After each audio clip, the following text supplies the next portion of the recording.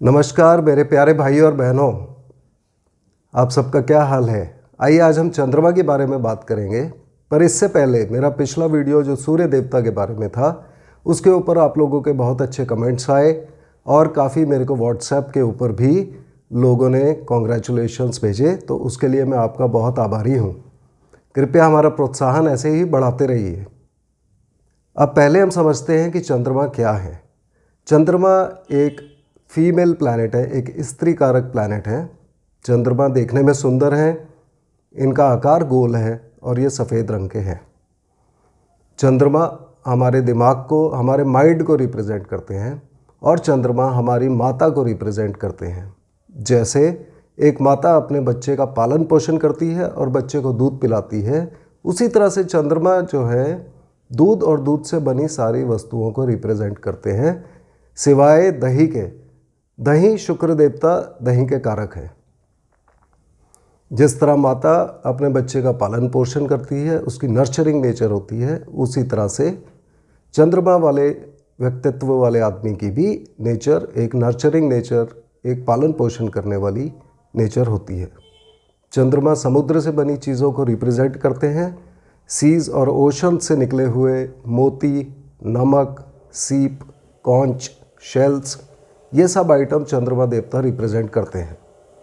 इसके साथ ही चंद्रमा देवता लिक्विडिटी को रिप्रेजेंट करते हैं। हमारे बॉडी के अंदर जो लिक्विड्स हैं उनको रिप्रेजेंट करते हैं और चंद्रमा देवता लिक्विड कैश को भी रिप्रेजेंट करते हैं।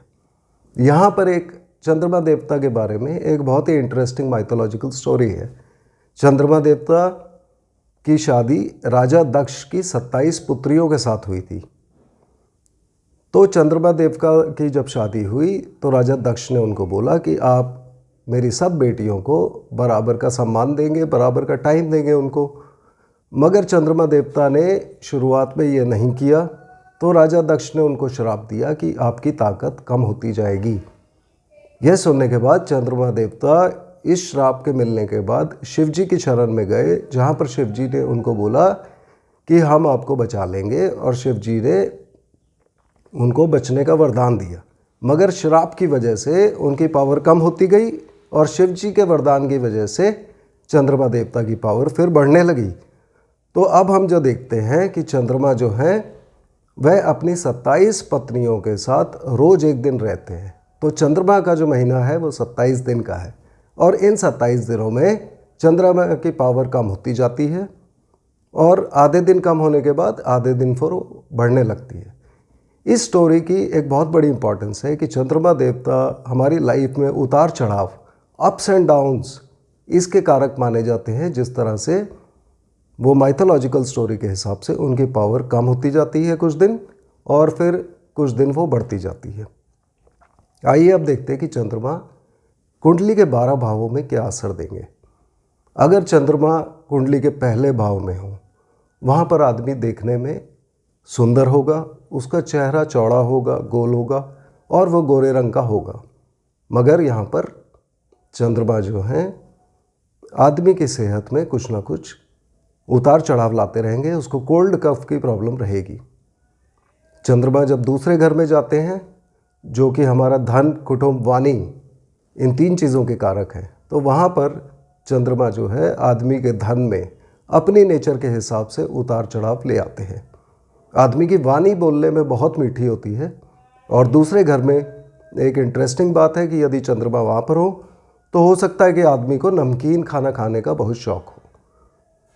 तीसरा घर हमारे छोटे भाई बहन और हमारे पराक्रम का है।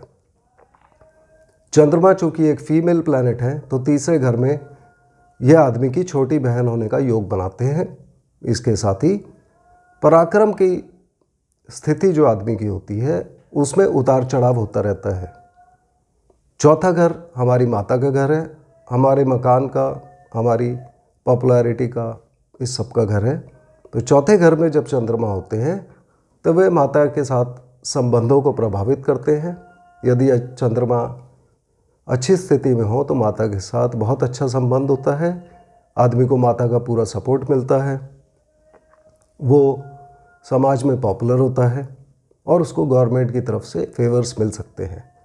5वां घर हमारी इंटेलिजेंस का है और हमारी संतान का है। चंद्रमा एक स्त्री कारक ग्रह है, एक फीमेल प्लैनेट, जो 5वें घर में आके हमारी पुत्री होने का योग बनाते हैं।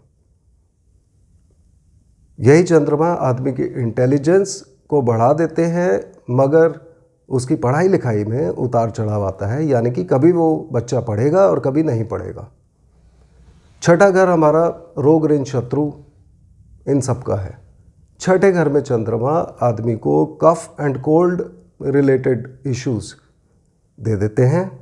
इसके साथ में शत्रुओं से लड़ने की ताकत, चूँकि चंद्रमा एक सॉफ्ट प्लैनेट है, तो चंद्रमा यदि छठे भाव में हो तो आदमी को शत्रुओं से लड़ना नहीं चाहिए, उनको जहाँ तक हो सके अवॉइड करना चाहिए।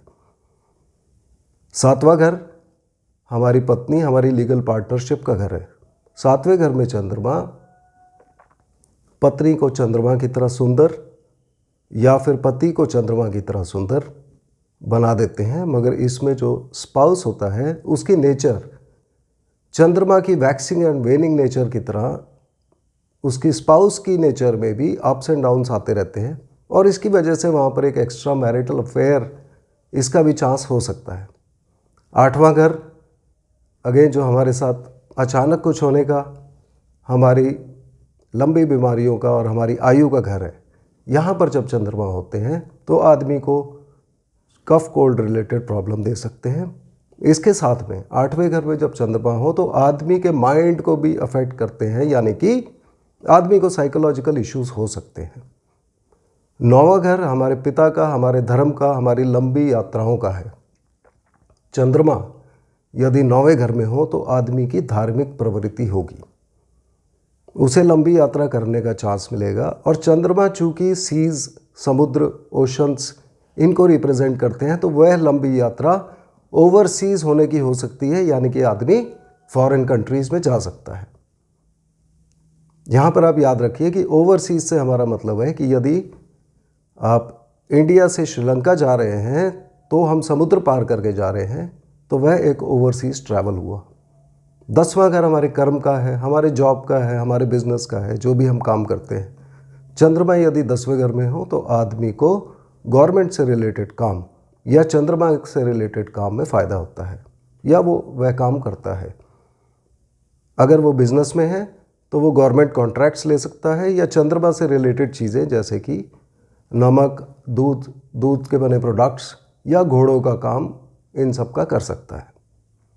11वां घर हमारे प्रॉफिट का घर है।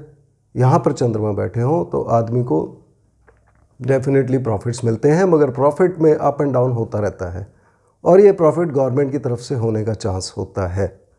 12वें घर में चंद्रमा दोबारा से, चूँकि 6, 8, 12 उतने अच्छे घर नहीं होते, तो 12वें घर में चंद्रमा भी उतनी अच्छी स्थिति में नहीं होते हैं।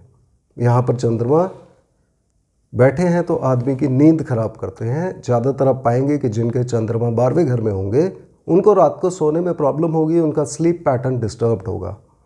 इसके साथ ही आदमी का जो खर्चा होगा वह अच्छे कामों पर होगा। तो ये चंद्रमा के बारे में एक शॉर्ट डिस्क्रिप्शन थी। जो ये सब जो जनरल इफ़ेक्ट्स हैं, आप कृपया ये ध्यान रखिएगा कि ये एक कुंडली से दूसरी कुंडली में जनरल इफ़ेक्ट बदल जाते हैं। वह इफ़ेक्ट अच्छे होंगे या बुरे होंगे, और कितना उनका असर होगा ये देखने के लिए पूरी कुंडली का विश्लेषण जरूरी है। इसमें देखना है कि चंद्रमा कितनी डिग्री पर बैठे हैं, वो कौन से नक्षत्र में हैं, वो कौन सी राशि में है, वो उच्च है या नीच है, और इस तरह से हमें काफ़ी सब चीज़ें देखनी पड़ती हैं। इसके साथ ही मैं आप लोगों से विदा लेता हूँ। अगर आपको कोई भी डाउट या कोई भी हॉरोस्कोप के बारे में क्वेश्चन पूछना है तो कृपया मेरे नंबर 9803215048, आई विल रिपीट 9803215048 पर मुझे व्हाट्सएप भेजें या संपर्क करें। धन्यवाद।